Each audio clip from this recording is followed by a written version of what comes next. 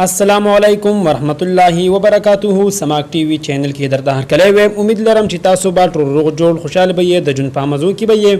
نن د جی یو ای سرګرم کارکون د مفتی اسلم وراره علي خان چې چانن په پایرنګ باندې ډیر بے دردی سره قتل کړی دی او قاتل له په تختیدو کې هغه زینا بریا شوی دی. پولیس والا راغلی تفتیش شروع کړی دی. دعا کوي چې قاتل زر تر زره گرفتار کړي شي. دوستانو پس وجبان دا قتل کړو صدا سي واقع راغلی وا چې د سره دومره غټ ظلم وکړو.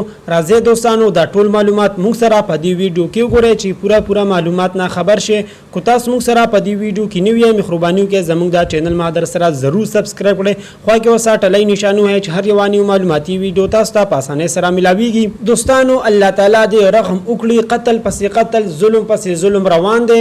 د پښتو په معاشره کې ډیر زیات بد خل شروع دي. خدای خبر شه چې دا پښتانه رونه کم طرف ته روان دي. څه قهر پر غلې دي چې خپل پښتانه رونه زندګي ته نه پریدي. په دوی اخر سبلا شوی دا عزتمندو د علي خان ورور اس ګنا نه وا اسبي څه چا قتل کړي دي. هیڅ چا سره سبد نه وکړي او نو چا سره څه تو تریخواله وو. الله تعالی دې مغفرت نصیب کړي او کوروالو ته دې الله تعالی د زلو صبر ورکړي. عزتمندو علي خان ورور مردان بجلیګر علاقې سره تعلق لرو. د هاذ اوسیدونکو وو. عزتمندو بس ته پښتانه نور ظلم او بربریت نشي برداشت کولای. ډیر زیات سختي پریشانی غریبی فقری ډیره وکړه. بس دی نور دا نشي برداشت کوله. روز دی خلاف دی ظالمانو چې کم پښتون ضرور لګ پرمختګ وکړي لګ کامیاب شي.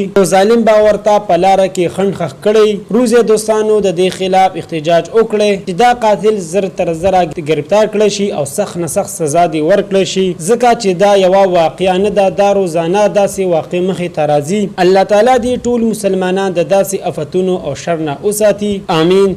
دوستانو دا وا زموږ د دې وخت نیو معلوماتي ویډیو د نورونی معلوماتي ویډیو د لپاره زموږ د چینل ما در سره ضرور سبسکرایب کړئ.